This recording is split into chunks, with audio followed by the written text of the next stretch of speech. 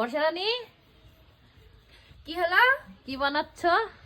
এই এই মাসটা হচ্ছে পৌষ মাস, তাই পৌষ মাসের শেষের দিকে আমরা বানাচ্ছি পিঠে।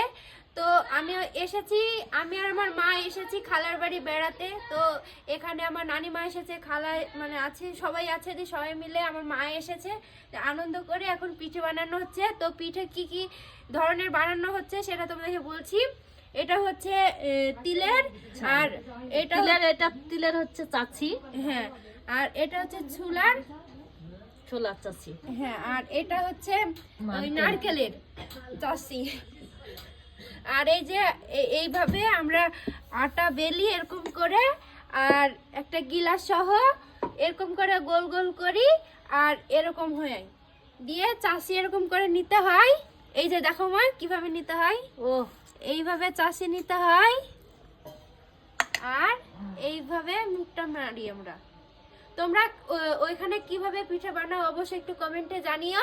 তো গাইস ঠিক আছে, আমরা এখন পিঠে বানাচ্ছি। তো খুব সুন্দর হয়েছে কিন্তু বর্ষারানী পিঠেগুলো সব বানালে।